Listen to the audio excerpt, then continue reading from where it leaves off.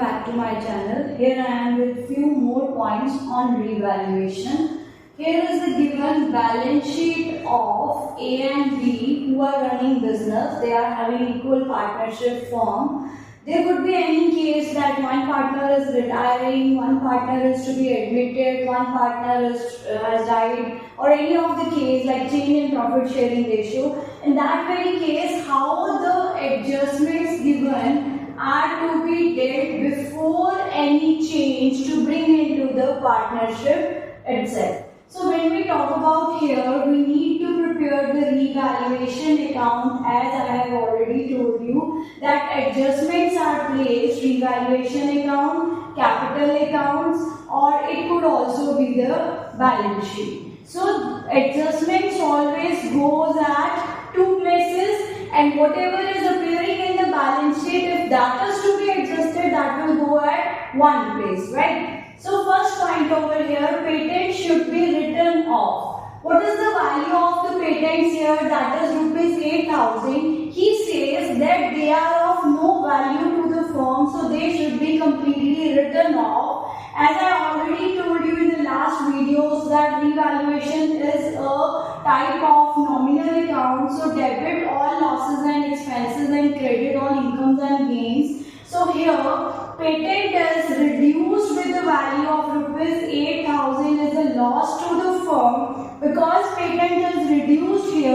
So patent would be shown in the balance sheet with zero value, or you can say it is not to be shown in the balance sheet. So here I did two adjustment for patent written off. One is that is shown as a loss in revaluation, second zero value in balance sheet. Second point, investment of rupees 5,000 which did not appear in the books should be recorded now. The investments which were not there earlier now are to be recorded. That means it's giving a gain to the firm. So investments of 5,000 are a gain to the firm, so it should be credited to the revaluation account. So if it is a gain to the firm, the investment value which is given in the question in the balance sheet with rupees 90,000 should be increased with 5,000, so it becomes 95,000 on the asset side. So two adjustments have been done for the point of investment.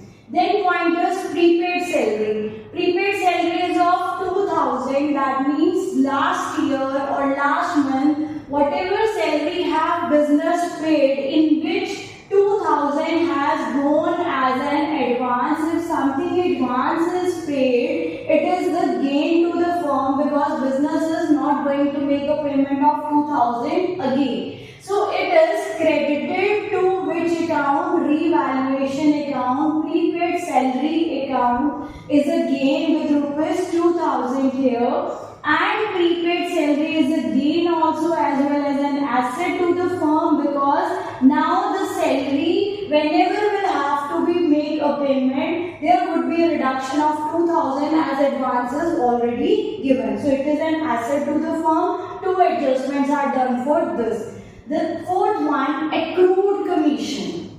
Now, there are two words. One is outstanding, which we represent with expense. Another word which we treat with our income is accrued for our income. So, accrued commission means my commission have become due, but I have not received. So, I can anytime ask from the person to pay my commission. It becomes my asset. So it is a gain to the firm, it is an asset to the firm. That's why it has been credited with rupees 6,000 here. Accrued commission is an asset to the firm, so it should be shown also on the asset side, that is accrued commission with rupees 6,000 here. Like it is a gain and it is as well as an asset also here, right? So here all of the revaluation points are done. So making a revaluation settlement over here on the credit side, I am having a total of 13,000. To make a total of 13,000 here,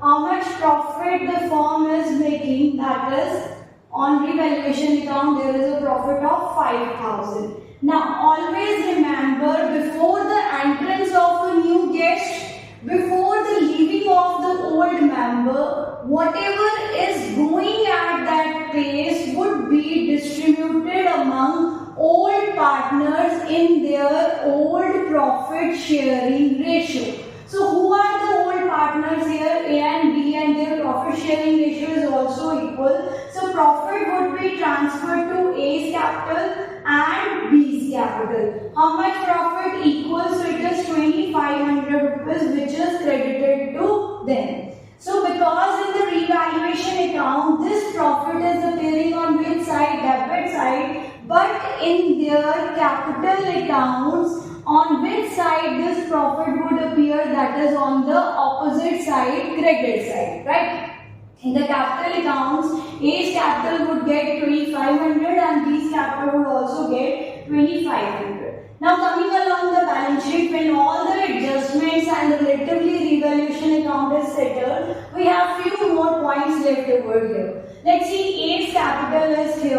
So balance brought down of A's capital is 80,000 and 40,000. As I told you, adjustments go at two places. But whatever is in the balance sheet left over will go at only one place. We carried this balance one time here. Now we are not going to do anything with these balances. That's done.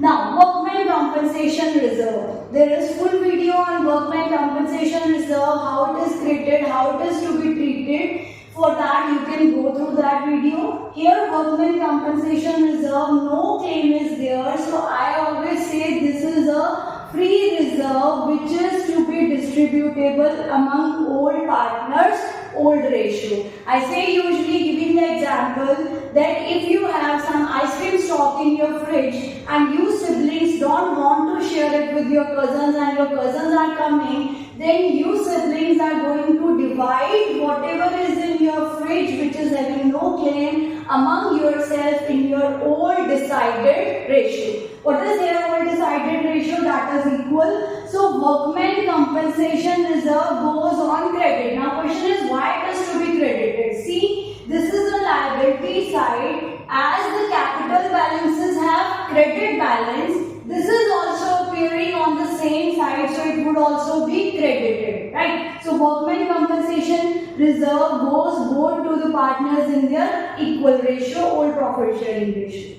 Now on the asset side, goodwill.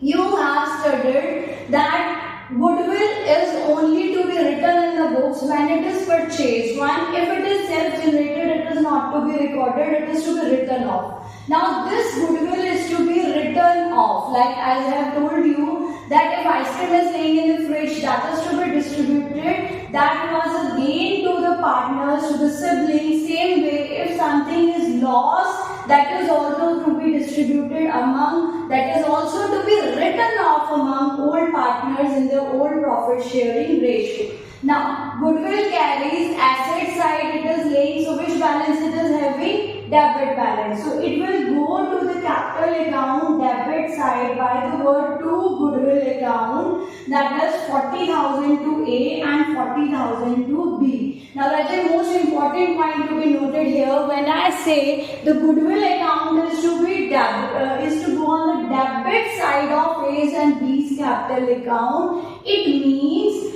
we are writing a journal. What journal is here? A's capital account debit, B's capital account debit to goodwill.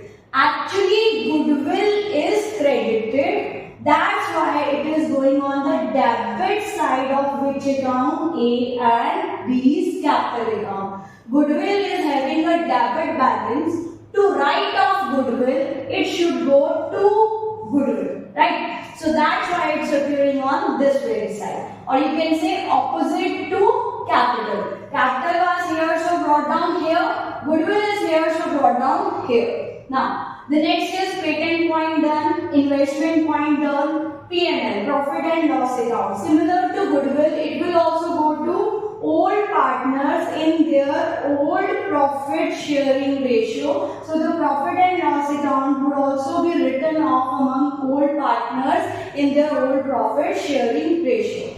From here, the balance carried down of the partners would be calculated. I am taking it to the simplest one. So that would be calculated and taken to the balance sheet. Now see, when I have distributed workman compensation reserve among the partner, one adjustment is done, so it is not carried to balance sheet because it is fully distributed. Goodwill which have already been written off among the old partners, so no goodwill is carried to the balance sheet, one adjustment done.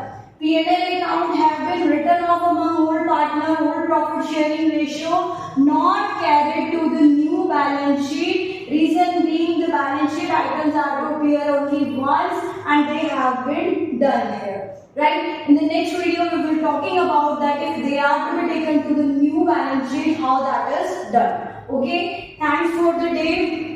I hope you liked the video, you understood the topic. If you like, kindly subscribe and share, and you can ask more and more questions relating to the topic or whatever topic you want me to go in the next videos. Thank you, accountitude, like, share and subscribe. Keep scrolling.